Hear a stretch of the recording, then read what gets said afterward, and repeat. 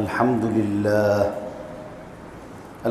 لله نحمده ونستعينه ونستغفره ونؤمن به ونتوكل عليه ونعوذ بالله من شرور أنفسنا ومن سيئات أعمالنا من يهده الله فلا مضل له ومن يضلله فلا هادي له ونشهد أن لا إله إلا الله وحده لا شريك له ونشهد أن سيدنا وسندنا وحبيبنا وشفيعنا ونبينا ومولانا محمدا عبده ورسوله صلى الله تعالى عليه وعلى آله وأصحابه وبارك وسلم تسليما كثيرا أرسله الله تعالى إلى كافة للناس بالحق بشيرا ونذيرا وداعيا إلى الله بإذنه وسراجا منيرا أما بعد فأعوذ بالله من الشيطان الرجيم بسم الله الرحمن الرحيم لقد من الله على المؤمنين إذ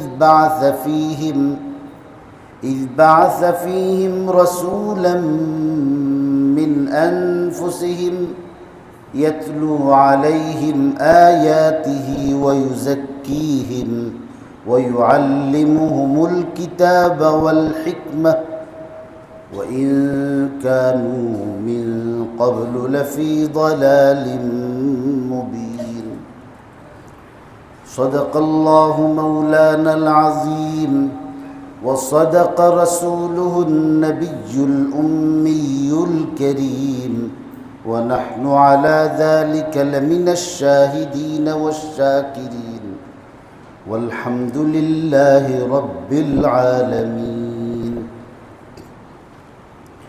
معزز و محترم মুরব্বিয়ান কেরাম মুসল্লিয়ান ইযম দিন দরদি মুসলমান ভাইয়েরা, আমি আপনাদের খিদমতে সূরা আলে ইমরানের একটি প্রসিদ্ধ আয়াত তেলাওয়াত করেছি। তিলাওয়াতকৃত আয়াতে আল্লাহ পাক রব্বুল আলামিন মুমিন সম্প্রদায়কে সম্বোধন করে মুমিনদের উপর তিনি যে কি মেহেরবানি করেছেন, আল্লাহর অনুগ্রহ এবং আল্লাহ পাক রব্বুল আলামিনের ইহসানের কথা আলোকপাত করেছেন। তিনি ইরশাদ করেন যে নিঃসন্দেহে মুমিন সম্প্রদায়ের উপর আল্লাহ তাআলা ইহসান করেছেন, অনুগ্রহ করেছেন। কিভাবে অনুগ্রহ করেছেন? যে তাদের মধ্য থেকেই একজন নবী প্রেরণ করে, তাদের মধ্য থেকেই একজন নবী তথা সর্বশ্রেষ্ঠ নবী মুহাম্মদুর রাসূলুল্লাহ সাল্লাল্লাহু আলাইহি ওয়াসাল্লামকে প্রেরণ করেছেন, যিনি মুমিনদের সমাজে আল্লাহর আয়াতগুলো তেলাওয়াত করে এবং তাদেরকে পরিশুদ্ধায়ন করে।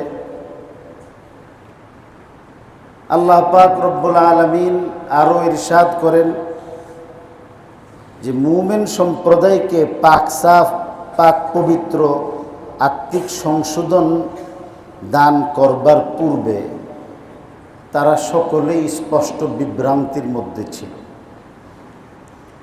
অর্থাৎ অন্ধকারের বুক চিরে যেমন সকালবেলা সূর্য উদিত হয়,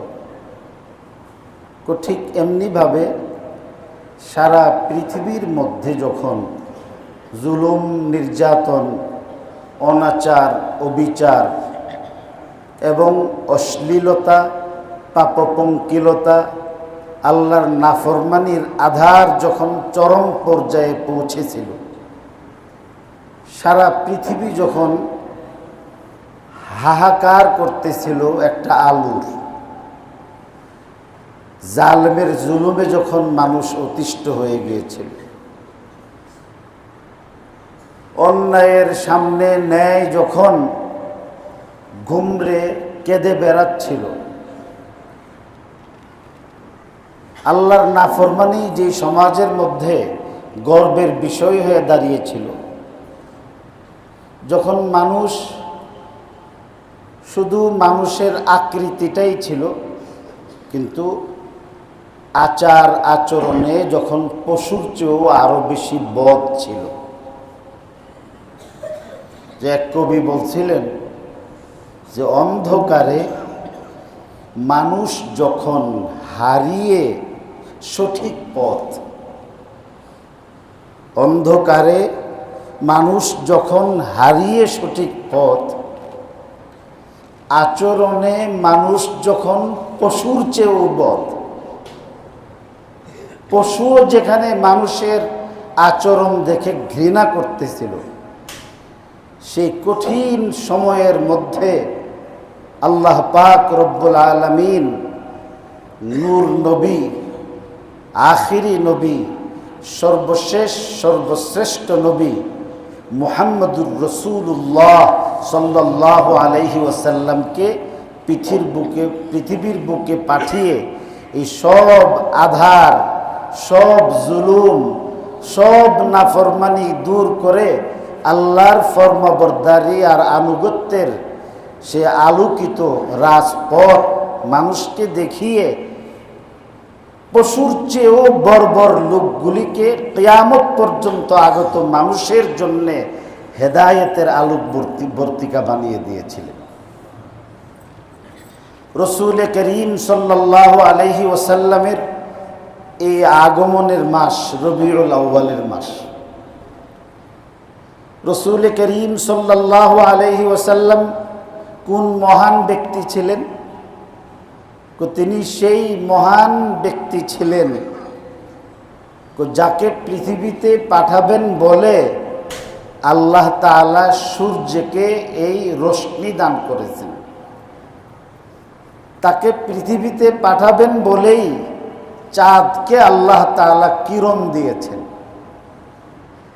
এই যে বুলবুলি গান গায়, পাখপাখালি সুর পাইছে নবী মুহাম্মদুর রাসূলুল্লাহ পৃথিবীতে আসবেন বলে। এই যে গোলাপ এত সুন্দর রং পাইছে, এত সুন্দর সুবাস পেয়েছে, পৃথিবীর নাম জানা না জানা হাজারো রকমের ফুল, লক্ষ কোটি ফল, লক্ষ কোটি ধরনের স্বাদ লাভ করেছে আমার নবী, আপনার নবী পৃথিবীর বুকে আসবেন বলেই, তিনি আসবেন বলেই এই ফলের মধ্যে আল্লাহ তাআলা স্বাদ দান করেছে। তিনি সেই মহান ব্যক্তি যেই এলাকায় তিনি আগমন করেছেন। বলছেন কিতাবের মধ্যে যে উলিদান নবী সাল্লাল্লাহু আলাইহি ওয়াসাল্লাম ফি মক্কা, উলিদান নবী সাল্লাল্লাহু আলাইহি ওয়াসাল্লাম ফি মক্কা ফাআসবাহাতিল মক্কাতু মুকাররামা ওয়া হাজারা ইলাল মদিনা ফাআসবাহাতিল মদিনাতু মুনাওয়ারা। তিনি সেই ব্যক্তি, মক্কা একটা বড় এলাকা ছিল, সেই এলাকার মধ্যে তিনি যখন আগমন করছেন, তার ওই এলাকায় আগমন করার বরকতে আল্লাহ মক্কাকে আর মক্কা রাখেন নাই, এটা মক্কাতুল মুকাররমা হয়ে গেছে। এটা শুধু মক্কাতুল মুকাররমা, সম্মানিত পবিত্র নগরী। কিভাবে? যে সারা পৃথিবীর মধ্যে মানুষ যদি নামাজ পড়ে 1 রাকাত নামাজের সওয়াব 1 রাকাতই পায়, কিন্তু মক্কা শরীফের মধ্যে গিয়ে যদি একা একা কোনো ব্যক্তি 1 রাকাত নামাজ পড়ে, আল্লাহ তাআলা তাকে 1 লক্ষ রাকাতের সওয়াব দান করেন। যদি জামাতের সঙ্গে কোনো ব্যক্তি সেখানে 1 রাকাত নামাজ পড়ে, তাহলে 27 লক্ষ রাকাত নামাজ পড়ার সওয়াব পায়। তিনি জন্ম নিয়েছেন বলেই মক্কা শরীফের মধ্যে গিয়ে কোনো ব্যক্তি যদি 5 ওয়াক্তের নামাজ জামাতের সঙ্গে আদায় করতে পারে, 5 ওয়াক্তের নামাজ জামাতের সঙ্গে কোনো ব্যক্তি যদি মসজিদে হারামে আদায় করে, তাহলে 1000 বৎসর হায়াত পাইলে যেই পরিমাণ নামাজের দরকার, আল্লাহ সেই পরিমাণ নামাজের সওয়াব দান। কেন? যে এটি সেই নগরী, যেই নগরীতে আমার নবী, আপনার নবী, দুর্দিনের কান্ডারি, হাসরের দিন যার শাফাত ব্যতীত আমার আপনার কোনো উপায় থাকবে না, তিনি সেখানে আগমন করছেন। মদিনা শরীফের মধ্যে রাসূল করিম সাল্লাল্লাহু আলাইহি ওয়াসাল্লাম হিজরত করে যাওয়ার আগে পৃথিবীর সবচেয়ে অনুর্বর এবং সবচেয়ে খারাপ অঞ্চল ছিল। মদিনা শরীফের মধ্যে কোনো মানুষ গেলে সুস্থ ফিরে আসতে পারত না। সেখানে মহামারী এবং শারীরিক মানুষের যে সমস্যা, দুর্যোগ, এগুলি লেগেই থাকত। এবং মদিনা শরীফের মধ্যে যে বিশাল বিশাল পাহাড় দেখতেছেন, সেই পাহাড়গুলির মধ্যে বিখ্যাত 5টা বড় জ্বলন্ত আগ্নেয়গিরি ছিল।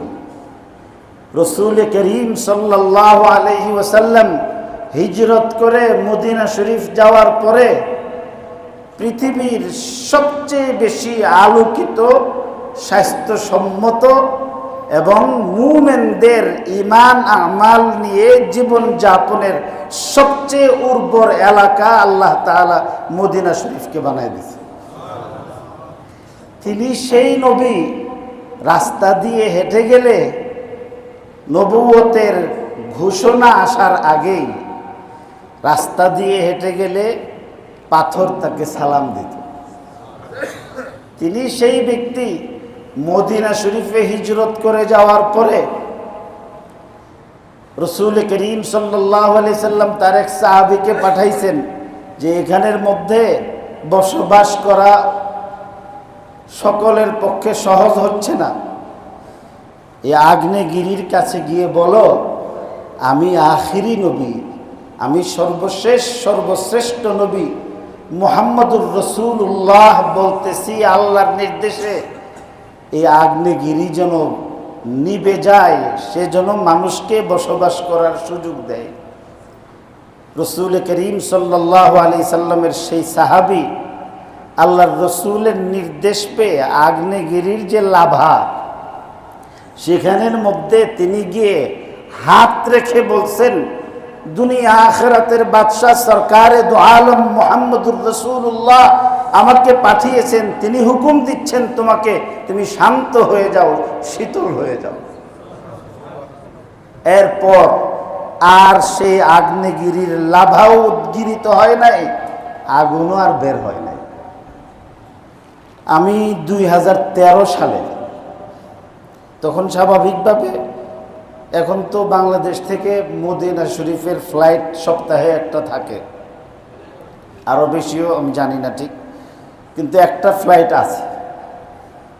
তো আমি কাতার হয়ে, কাতার থেকে মদিনা শরীফ গিয়েছি। তো আল্লাহ তাআলার কুদরতে এটা আমি আমার সৌভাগ্য মনে করি যে নিচ থেকে পাহাড়গুলিকে এমন সুউচ্চ চূড়া দেখা যায়, একদম সূচের মতো, একদম মসৃণ। কিন্তু ফ্লাইট থেকে দেখেছি যে ভিতরে অনেক সময় ঠিক আমার হাতটা যেমন দেখতেছেন, তো ঠিক এখনও সে আগ্নেয়গিরির যে অংশগুলো, এই অংশগুলো এখনো গর্ত হয়ে রয়েছে, কিন্তু আগুন উদ্গীরিত হয় না। আমরারে আল্লাহ তাআলা এমন নবীর উম্মতি বানিয়েছেন যা আগুনও সেই নবীকে সত্য নবী হিসেবে চিনত। হযরতে ইব্রাহিম আলাইহিস সালাতু ওয়াস সালাম তিনি রসুল ছিলেন। হযরত ইব্রাহিমকে যখন আগুন দিয়ে পুরাইবার জন্যে কাফের চেষ্টা করছে, তো তিনি তো নবী ছিলেন, তো আল্লাহ তাআলার নির্দেশে আগুন ইব্রাহিম আলাইহিস সালামের জন্যে নাতিশীতোষ্ণ, না শীত না গরম এমন হয়ে গেছে, আরামদায়ক।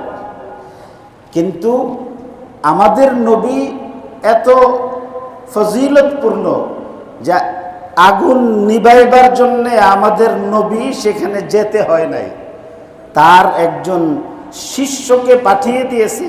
ওই শিষ্যর কেরামতিতেই রসুলের নির্দেশে আগ্নেয়গিরির মতো এই বিশাল আগুনের কুণ্ডলী চিরদিনের জন্য স্তব্ধ হয়ে গেছে।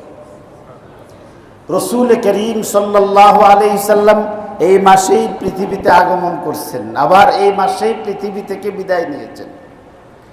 এই জন্যে এই মাস আগমন করলে সারা পৃথিবীর মধ্যে রসুল করিম সাল্লাল্লাহু আলাইহি ওয়াসাল্লামের জীবনী আলোচনার, রসুল করিম সাল্লাল্লাহু আলাইহি ওয়াসাল্লামের তালিম, তার শিক্ষা, এগুলো আলোচনার জন্যে বিভিন্ন জায়গায় সভা হয়, সেমিনার হয় এবং সিম্পোজিয়াম হয়।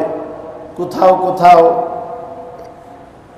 রসুল করিম সাল্লাল্লাহু আলাইহি সাল্লামের জন্ম নেওয়া এবং বিদায় নেওয়া উপলক্ষে সিরাত মাহফিল হয়, কোথাও মিলাদ মাহফিল হয়, কোথাও কোথাও সিরাত গ্রন্থের প্রদর্শনী হয়, কোথাও কোথাও নতুন নতুন করে সিরাত এবং রসুলের জীবনী প্রকাশেরও ব্যবস্থা করা হয়। অন্তত আর কিছু যদি নাও হয়, শুক্রবারে মসজিদগুলোর মধ্যে রসুল করিম সাল্লাল্লাহু আলাইহি সাল্লামের জীবনী আলোচনা করা হয়। আল্লাহর রসুলের জিন্দেগির দুইটা ধারা আছে, দুইটা দিক আছে। একটি হলো রসুল করিম সাল্লাল্লাহু আলাইহি সাল্লামের জিন্দেগির ওই দিক, যেই দিক আলোচনা করার দ্বারাতে ফজিলত এবং সওয়াব মানুষ লাভ করতে পারে। ফজিলত আর ফজিলত, ফজিলতের মধ্যে কোনো কমতি নাই, সওয়াবের মধ্যেও কোনো ঘাটতি নাই। আর নবীজির জিন্দেগির আরেকটি ধারা হলো রসুল করিম সাল্লাল্লাহু আলাইহি সাল্লামের যেই ধারার মধ্যে আল্লাহ তাআলা সওয়াবও রাখছেন, ফজিলতও রাখছেন, শিক্ষাও রাখছেন। উম্মতের জন্য জরুরি হলো নবীজির জিন্দেগির সেই ধারাগুলো নিজের জিন্দেগির মধ্যে বাস্তবায়ন করা, যেই ধারার মধ্যে ফজিলত আছে, যেই ধারার মধ্যে সবক আছে, যেই ধারার মধ্যে নবীজির আখলাকে, নবীজির চরিত্রে চরিত্রবান হওয়ার সুস্পষ্ট নির্দেশনাও আছে। যেমন মনে করেন আল্লাহ রসুল সাল্লাল্লাহু আলাইহি ওয়াসাল্লাম পৃথিবীতে যেদিন আগমন করেছেন, আল্লাহ রসুলের এই আগমনের দ্বারাতে সারা পৃথিবীর মধ্যে একটা প্রকম্পন সৃষ্টি হয়েছিল, ভূমিকম্প। রসুল করিম সাল্লাল্লাহু আলাইহি সাল্লাম পৃথিবীর ইতিহাসে সর্বপ্রথম ব্যক্তি ছিলেন যার পৃথিবীর মধ্যে আগমন করাটা মায়ের নাভি দিয়ে হয়েছিল, এখনকার সময়ের সিজার বেবির মতো। স্বাভাবিকভাবে বাচ্চাদের পৃথিবীর মধ্যে আগমন করার মতো ছিল না, কারণ তিনি সাধারণ ব্যক্তিও ছিলেন না।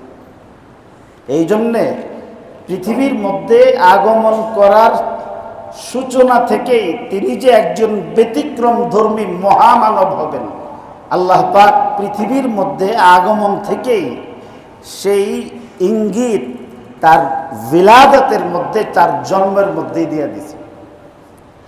রসুল করিম সাল্লাল্লাহু আলাইহি ওয়াসাল্লাম দুনিয়ার মধ্যে যখন আসছেন তখন রাতের আধার দূর হয়ে সুবহ সাদেকের ফজরের নামাজের সময় হয়ে গেছে, পূর্ব আকাশ আলোকিত হয়ে গিয়েছিল।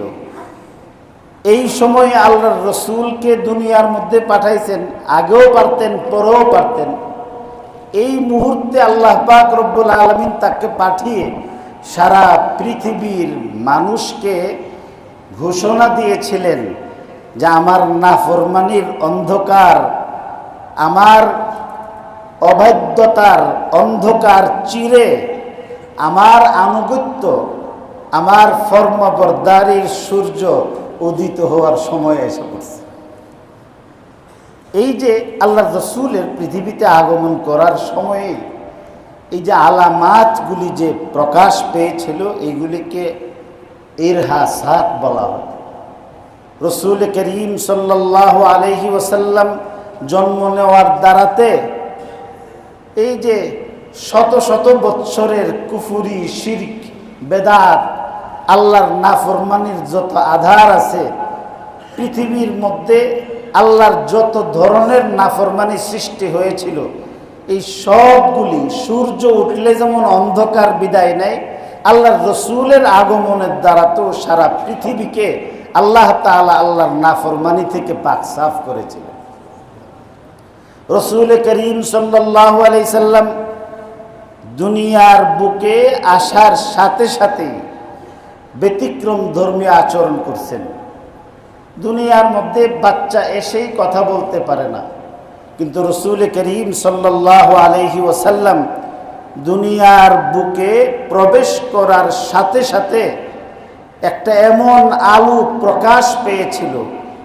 রসুল করিম সাল্লাল্লাহু আলাইহি সাল্লামের আম্মা হযরত আমিনা বলেছিলেন যে আমার এই সন্তান ঘরে যখন ঢুকছে, পৃথিবীতে যখন আসছে, ঘরের মধ্যে বাতি জ্বালাইবার মতো একটু তেলও ছিল না, কিন্তু আল্লাহ তাআলা আমার এই সন্তানকে পৃথিবীতে পাঠাইবার সাথে সাথে এমন এক আলো প্রকাশ পেতে আমি বিচ্ছুরিত হতে দেখেছি, যে আলোর দ্বারাতে সারা পৃথিবীর মাশরিক থেকে মাগরিব, শিমাল থেকে জুনুব পর্যন্ত সারাটা পৃথিবী আয়নার মতো আমার সামনে ভেসে উঠছে।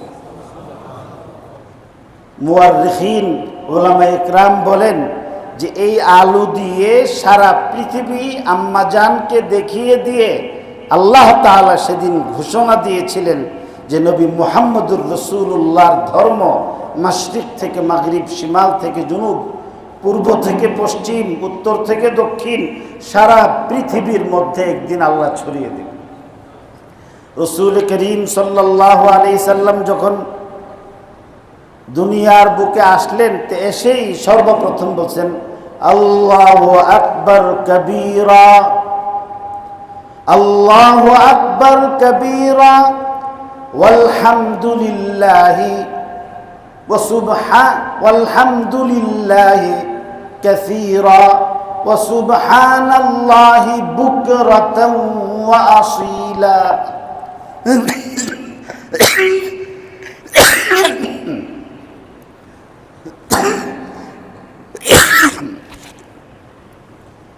আল্লাহু আকবার কবীরা, যে আল্লাহই সবচেয়ে বড়, আল্লাহর চেয়ে বড় আর কিছু নাই। যেহেতু তিনি সবচেয়ে বড়, আলহামদুলিল্লাহি হামদান কাসীরা, এই জন্য সমস্ত প্রশংসা, সমস্ত ভাষার যত ধরনের প্রশংসা হতে পারে এই সব কিছুর মালিক হইলেন আল্লাহ। এরপরে বলতেছেন ওয়া সুবহানাল্লাহি বুকরাতান ওয়া আসীলা, এই জন্য আমি সকাল সন্ধ্যা আমার আল্লাহর পবিত্রতা আমি বর্ণনা করি। তো বাচ্চা তো মাত্র জন্ম নিল, কথা বলে কিভাবে? এই কথা বলিয়ে আল্লাহ পাক রব্বুল আলামিন পৃথিবীর মানুষকে জানিয়ে দিয়েছেন যে এই শিশু সাধারণ শিশু না, তিনি মহামানব, তিনি আখেরি নবী। রসুল করিম সাল্লাল্লাহু আলাইহি সাল্লামের আগমনের দ্বারাতেই ভূমিকম্প আরম্ভ হয়েছে, এবং এই যে পারস্য, ইরানটাকেই পারস্য বলে, এরা অগ্নি পূজারী ছিল। তার বাদশার ঘরের মধ্যে প্রাচীরের মধ্যে ভূমিকম্প আরম্ভ হয়ে ইট খসে পড়ছে। 1000 বছর আগুন জ্বালাইয়া আগুনের পূজা করছে।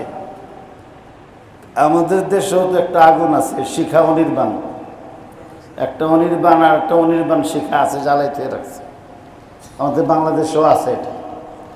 তো এইগুলি আমাদের বাহিরের থেকে যে মুরব্বীরা ওনাদের এজেন্ডা বাস্তবায়ন করবার জন্যে আমাদের উপর অনেক কিছু এরা বিভিন্ন শর্ত দিয়া লাগাই দেয়।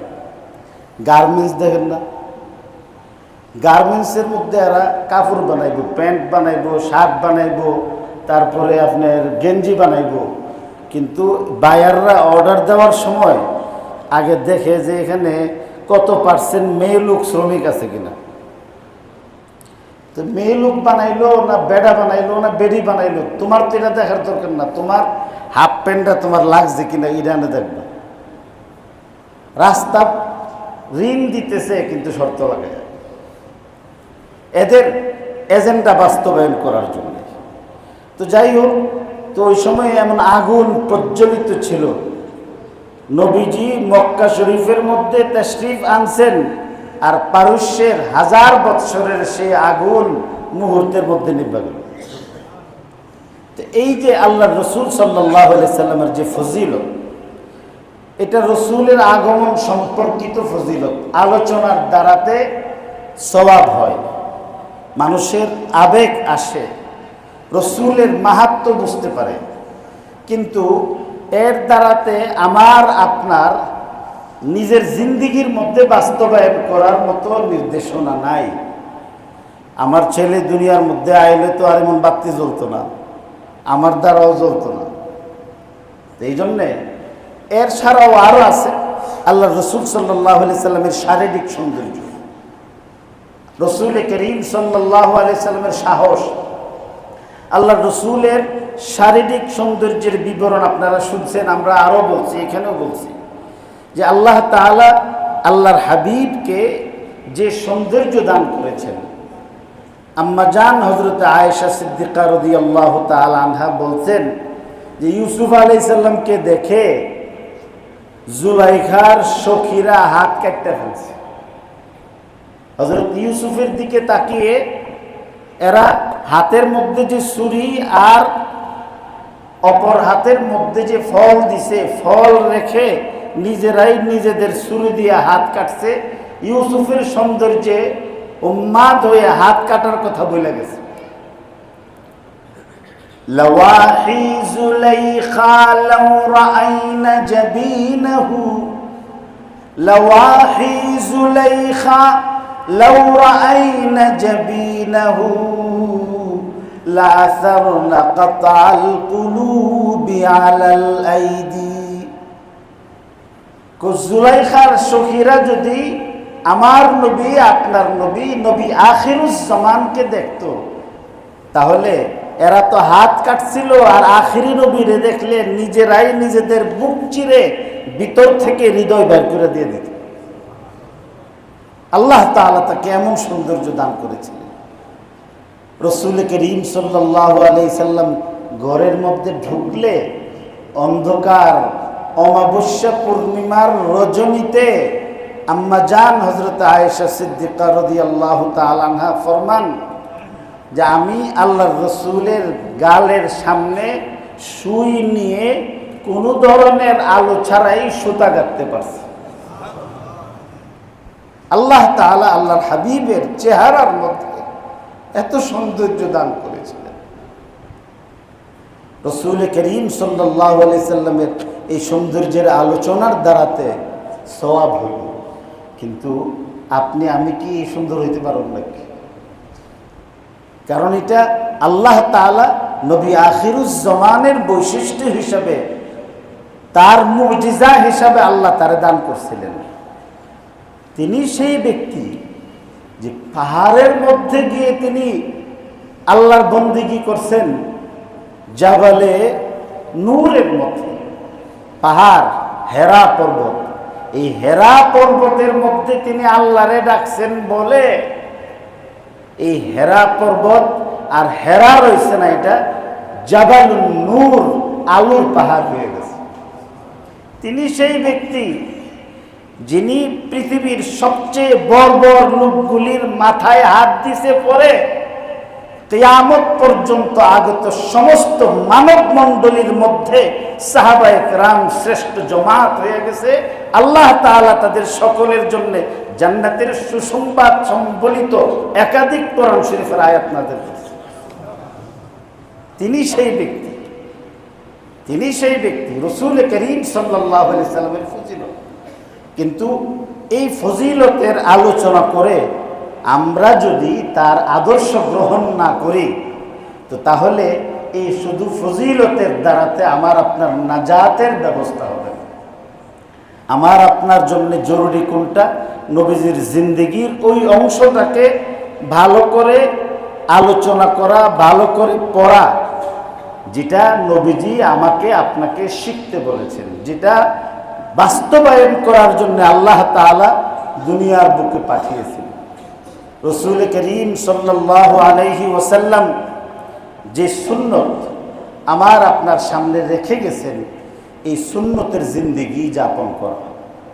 সুন্নতের জিন্দেগি মরা একটা সুন্নত। মরা একটা সুন্নত যদি কোনো ব্যক্তি জিন্দা করে, তাহলে আল্লাহ তাআলা রাসূল করিমের সঙ্গে জিহাদের মধ্যে অংশগ্রহণ করে যারা শাহাদাত বরণ করেছিলেন এমন 1100 শহীদের সওয়াব দান করে। নবীজির সুন্নত কি? একটা সুন্নত দেখেন, জুমার নামাজ না, শুধু 5 ওয়াক্তের নামাজের ঘরের মধ্যে উযু করে মসজিদে আসাটা নবীজির সুন্নত। মসজিদের মধ্যে এসে আপনার উযু না, এটা হলো ইমার্জেন্সি ভিত্তিতে কোনো কারণে যদি কারোর উযু নষ্ট হয়ে যায়, তাইলে যেন সে উযু করতে পারে। এখন মসজিদগুলির মধ্যে আপনার পেশাব পায়খানা এইগুলি বানানো, এটা মসজিদের একটা অংশ বানায় ফেলছে। আর এইগুলি ব্যবহার করে বেশিরভাগ এমন ব্যক্তি যারা নামাজ পড়ে না। আশপাশের মার্কেট হইব, মার্কেট দিছে, এই মার্কেটের মধ্যে 1-2টা বাথরুম দিবে না কেন? এই 2টা বাথরুম দিলে একটা দোকানের নষ্ট হবে, এই জন্যে মার্কেট দিবে। আর হাগার জায়গা যা আছে সব মসজিদের মধ্যে করবে। তো ফলে এই বেনামাজি লোকগুলি মসজিদের মধ্যে আসে, এসে বলে কি যে কই যাইতেছ? মসজিদ। কি করবি? পায়খানা করবি। তো আমরা শুরু থাকতে পড়ছিলাম, মানে আমাদের দেশে একটা কথা কইতো, যদিও আমাদের সাম্প্রদায়িক সম্প্রীতি এই দেশের মধ্যে বহাল আছে, আমরা কইতাম কি যে আপনার হরে কৃষ্ণ হরে রাম আজ্ঞা মিথ্যা বড়াইলাম। অনেকে এই ধরনের কথা বলতো। তো মুসলমানরা যে কথাগুলি বাচ্চারা বলতো, এখন মুসলমানরা নিজেরাই কি করে, এদের মন্দির না, নিজের মসজিদে আজ্ঞা মিথ্যা বড়াইতেছে।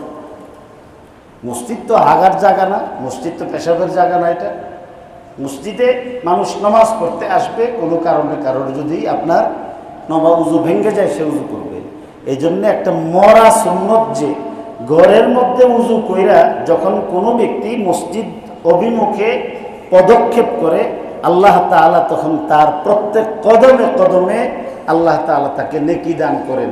কদমে কদমে আল্লাহ তার গুনাহ মাফ করেন। কদমে কদমে আল্লাহ তাআলা আল্লাহর দরবারে তার মর্যাদা বৃদ্ধি করেন। ঘরের মধ্যে গিয়ে সালাম দেই, রাসূল করিম সাল্লাল্লাহু আলাইহি সাল্লাম সালাম দিতেন। কয়জন আছে আমরা বাড়িতে গিয়ে বিবিরে সালাম দেই? সালাম দেই না।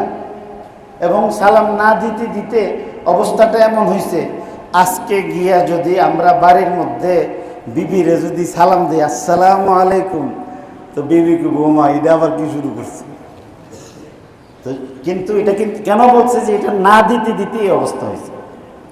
আজকে একটা সুন্নতের উপর আমল করি। আমরা যারা বাড়িতে যাব, ঘরে যাব, দোকানে যাব, গিয়ে এই একটা সুন্নত যে বিবিরে বাচ্চাদেরকে সালাম দেব, নবীর জন্ম নেওয়ার, নবীর বিদায় নেওয়ার এই মাসে নবীর এই ছোট্ট একটা সুন্নতের উপর আমল করবো যে আসসালামু আলাইকুম ওয়া রাহমাতুল্লাহ। আজকে বিবিরে গিয়ে বলবো তো ইনশাআল্লাহ তাআলা দোকানের মধ্যে গিয়ে মালিক হইল আপনার কর্মচারীর সালাম দেবেন। আর সামনে আমরা বাড়ি থেকে উজু করে মসজিদের মধ্যে আসার চেষ্টা করব। এই দুইটা সুন্নত, এই দুইটা কর্মসূচি আজকে আমি নিজেও আমল করার চেষ্টা করব। আর আপনাদের বিবেকের আদালতে এই দুইটা সুন্নত আমল করার জন্যে আমি রেখে দিলাম। আল্লাহ তাআলা আমাকে আমাদের সব মুসল্লি ভাইদেরকে আমল করার তৌফিক দান করুন।